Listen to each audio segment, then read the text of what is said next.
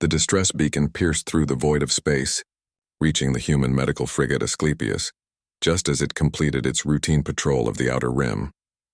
Commander Liu Jiang snapped to attention in the medical bay, his experienced eyes scanning the incoming transmission. "Commander, we have a Zetherian vessel requesting emergency assistance," Lieutenant Chen called from the bridge. "Single occupant. Life signs critical." Leo's hands were already moving, prepping the emergency medical kit. Zetherians, the crystalline-based life forms from the Andromeda sector. He'd studied their physiology during his xenobiology training, but he'd never treated one in person. Their bodies were delicate, their internal chemistry unlike anything found in human space. "Bring them in. Bay 3. I'll be ready." The alien ship limped into the docking bay, trailing sparks and vapor. Through the viewport, Leo could see the pilot slumped over the controls, her translucent crystalline form flickering with unhealthy dark patches. The moment the airlock sealed, he was through it. "Please." The voice was like wind chimes in a storm. "It's swelling fast. Human, please, and help." Elsa, her identification beacon transmitted the name, tried to stand but collapsed.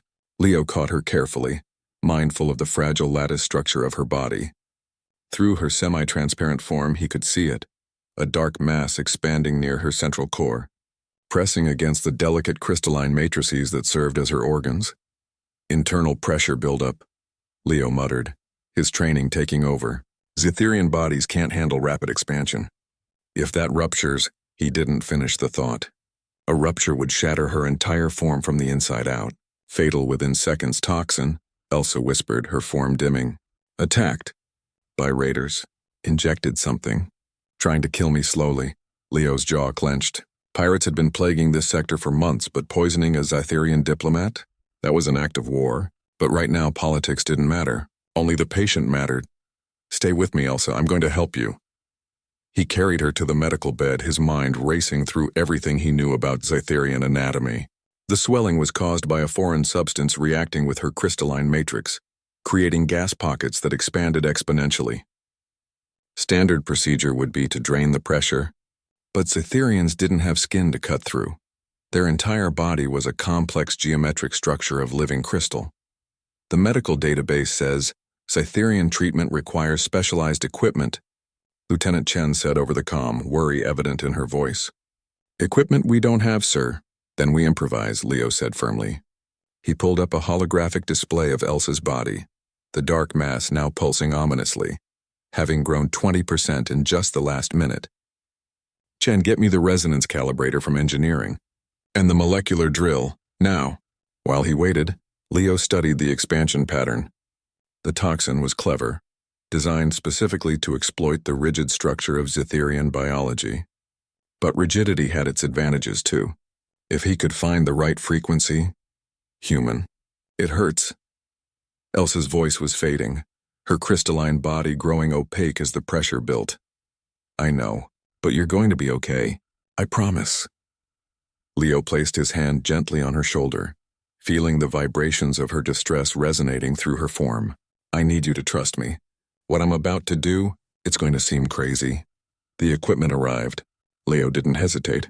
He pulled up Elsa's dress-like outer garment, the decorative crystal sheath that Zetherian diplomats wore, exposing the complex geometric patterns of her torso where the swelling was most severe. And then he did the unthinkable. Instead of following standard medical protocol, instead of waiting for specialized Zetherian medical personnel, Leo grabbed the resonance calibrator, a tool meant for tuning engine crystals, not treating patients, and placed it directly against Elsa's core. "Commander, what are you doing?" Chen's voice was sharp with alarm. "That frequency could shatter her, or it could save her," Leo shot back. His fingers danced over the controls, adjusting the frequency with microscopic precision. He was working on instinct now, on something deeper than training. Humans had always been good at improvisation, at finding solutions where none should exist. The resonance calibrator hummed to life. Leo watched Elsa's body intently, making minute adjustments. Too low and nothing would happen. Too high and he'd kill her himself. But there, right in that narrow band, the dark mass began to vibrate. The toxin, designed to be stable within Zetherian biology, suddenly found itself targeted by a frequency it couldn't withstand. The molecular bonds began to break down. "It's working," Chen exclaimed, but Leo didn't celebrate yet. He grabbed the molecular drill, meant for precision work on ship hulls, and recalibrated it on the fly. "Elsa, this might feel strange." "Hold still." He positioned the drill carefully, then activated it at the lowest setting. The beam, narrower than a human hair, penetrated Elsa's crystalline matrix at precisely the point where the dark mass was breaking down. It created a channel, a release valve. Dark vapor began streaming out. The pressure decreased immediately. The swelling started to recede. Elsa gasped, her form brightening. How did you know?" "I didn't," Leo admitted, his hand steady as he maintained the drainage. "But humans have a saying, when you don't have the right tool, you make do with what you have.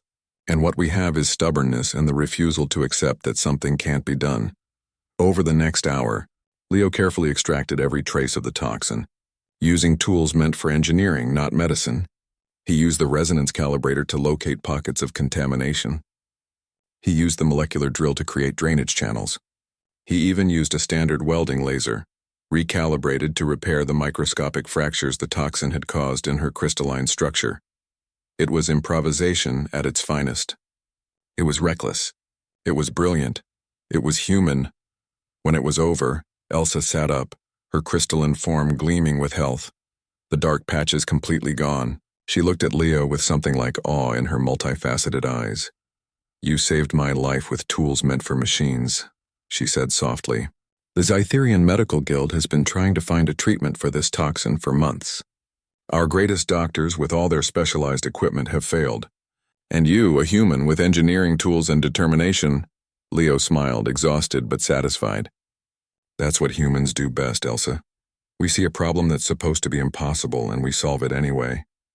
We don't have the most advanced technology. We don't have the longest lifespans or the strongest bodies, but we have imagination, determination, and the absolute refusal to give up on someone who needs help." He helped her adjust her dress, ensuring she was comfortable. "Besides, you're welcome in human space. We take care of our friends." Elsa reached out, her crystalline hand touching Leo's. Where their forms met, light danced between them, a Zytherian gesture of deepest gratitude. "The galaxy should be grateful," she said, "that humans chose to be healers and helpers, not conquerors. Your species' gift isn't your technology or your strength. It's your unwillingness to accept defeat, especially when a life hangs in the balance." Leo nodded, already thinking about documenting this treatment. If pirates were using this toxin on Zytherians, others would need to know how to counter it. That's humanity for you. We'll break every rule, misuse every tool, and improvise the impossible. All to make sure nobody dies on our watch. As the Asclepius escorted Elsa's repaired ship back to Zytherian space, the story of the human medic who saved a life with nothing but engineering tools and determination began to spread. And across the galaxy, species that had once viewed humanity as unremarkable started to understand what made them special. Humanity, after all, didn't just survive. They thrived. And they made sure everyone around them thrived too. That was the human way.